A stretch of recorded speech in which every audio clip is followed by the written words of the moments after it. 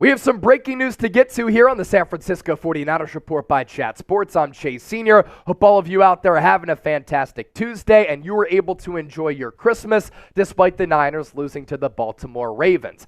This should really get you pumped up, and this is something to be happy about. The 49ers have signed defensive tackle Sebastian Joseph-Day, and at this point of the regular season, late in December, this is about as impactful of a move as a team can make considering the quality of the player. And there's plenty to get to with this acquisition to this Niners roster. But first, before we break all of this down, this is why you subscribe to the 49ers Report. We have more than 106,000 subscribers worldwide, and when breaking news happens, we are here for you. So lock us in and hit that sub button. Former player Jason McCourty breaking the news just moments ago on this Tuesday afternoon that the 49ers and defensive tackle Sebastian Joseph-Day have agreed to terms per sources. Joseph-Day getting an opportunity to join a Super Bowl contender and compete for another Super Bowl. He was a 6th-round pick by the Los Angeles Rams out of Rutgers and won the Super Bowl with Sean McVay, Matthew Stafford, Cooper Kupp, Odell Beckham Jr., Aaron Donald and the Rams a couple of years ago when, yes, Los Angeles did beat San Francisco in the NFC Championship game back in 2021. And now Sebastian Joseph-Day going to a team that he's very familiar with in the NFC West with the San Francisco 49ers. Doesn't have to go far, obviously playing with the Chargers the last 2 years. Matt Barrows, after McCourty broke the news nationally, Barrows confirming it locally here that the Niners have agreed to terms with Joseph-Day, bolstering the interior of their defensive line while Eric Armstead is out with the foot injury. More on him in a moment. The deal ought to become official tomorrow. With Joseph-Day, I thought it was really surprising that he was released by the Chargers back on the 22nd of December, a couple of days ago at this point.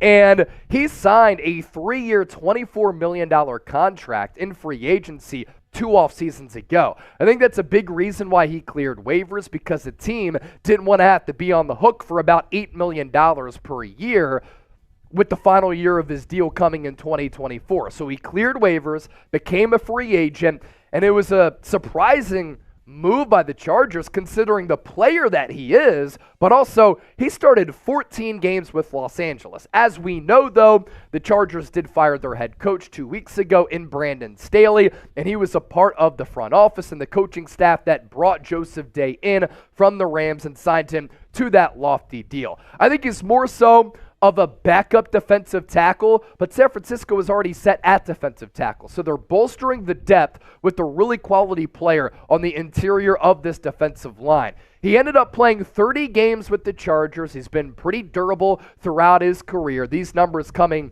in the last 2 years: 87 tackles, 5 sacks, 3 of those this year, 1 interception, 4 pass breakups, and 12 tackles for loss. My instant reaction to this signing, and I talked about this on a YouTube short right before we went live on the show, Joseph-Day became a really intriguing player for the Niners as soon as he was released. Good scheme fit, quality player, and because of the Eric Armstead injury, this move made sense because Kyle Shanahan even said, we're really concerned about Armstead's foot injury. He said this a couple of days ago, that it's kind of the same ailment that Armstead was dealing with last year, plantar fasciitis last year, and on top of the foot injury for Armstead, he's also dealing with a little bit of a knee issue. So this move signals that the Niners are clearly concerned about Armstead's foot injury here as we progress throughout the regular season. Hasn't played the last couple of games. They did get Javon Hargrave back, who did register a sack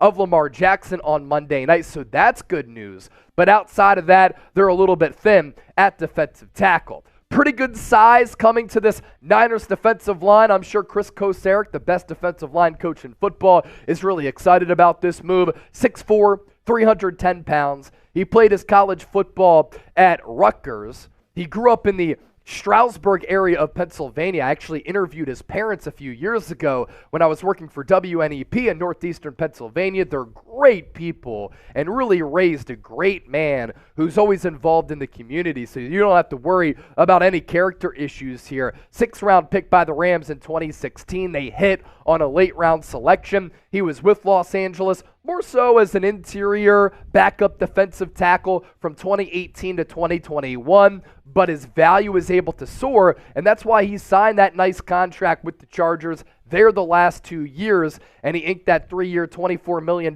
deal. Important to note, San Francisco is not going to be on the hook for that because he cleared through waivers and they don't have to pay him that salary. So with that, we ask you to chime in. This is our poll question, and this is our pinned comment. Do you like the signing of Sebastian Joseph-Day? Type L for like, D for dislike. Let me know in the comments and sound off down below. More to get to with this move, but first, today's 49ers Report is sponsored by Prize Picks, the largest independently run daily fantasy sports app in North America, and the best deal that any DFS app has to offer. A $100 deposit match at prizepicks.com/CLNS. You pick 2 or more players, you choose more or less on their projected stat lines, and you can win real money just like I did during Monday night's game. I put $5 down, and I won $50. Brandon Ayuk, more than 4.5 catches. Cha-ching! Chase Young, more than 0.25 sacks.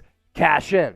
Christian McCaffrey, more than a half touchdown. He was able to find pay dirt once again, his 21st of the year, and Lamar Jackson more than 199.5 passing yards. Get involved, win real money, up to 25 times your money. Producer Chip and I, you should just be tailing us because at this point, we've been giving you winners all throughout this year. PrizePicks.com/CLNS, code CLNS for that deal to apply. Let's take a look at Sebastian Joseph-Day's Pro Football Focus numbers. When you look at these, they're not all that great.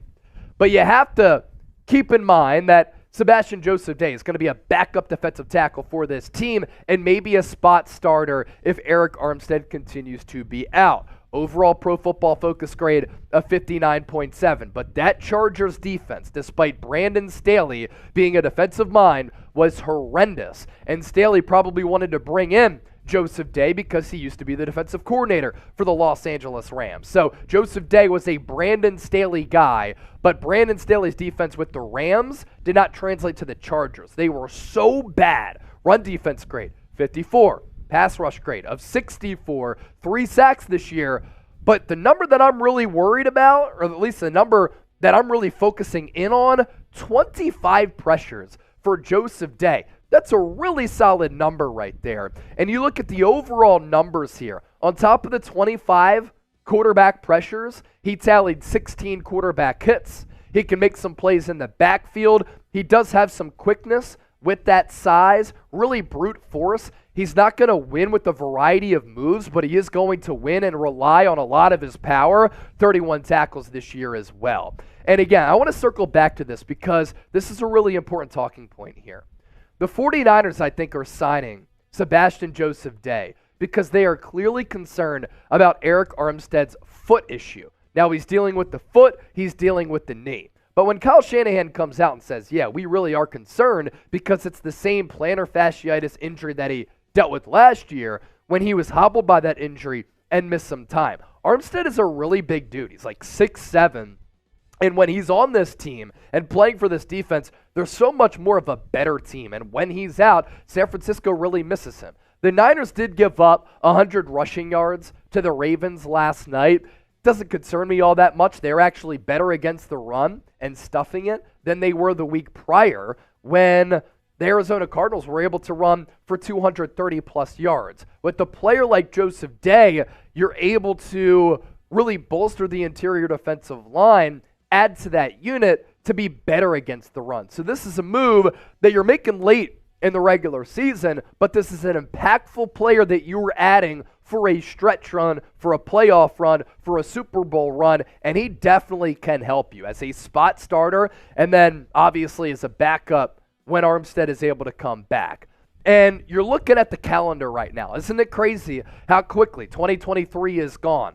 We're about to flip the page on this year from 2023 to 2024. It's December 26th. There are not a lot of scenarios and not a lot of instances in which a player of this pedigree, of this level of talent, is available this late in the year. So for San Francisco to add a player like Sebastian Joseph-Day, this is really significant. And you wonder if moving forward beyond this year, he could be a viable long-term fit with San Francisco. Keep in mind that I think Javon Kinlaw, with the way that he's been able to play, and with the Niners declining his fifth-year option, is going to look to go somewhere else and cash in, especially with some of the injury issues that he's suffered. And behind Armstead, this is now back-to-back years in which he's dealt with foot issues.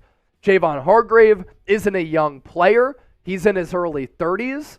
You want to bring in a player like Sebastian Joseph-Day to fortify that depth in his late 20s. You could elect to sign him in free agency to really beef up that unit for a couple of years to come, or on a one-year short-term contract. If you're subscribed to the show, we appreciate you, but show us that you're subscribed by typing Real One. Thanks for watching today's show, and again, when breaking news happens, we always cover it for you here on the Niners Report.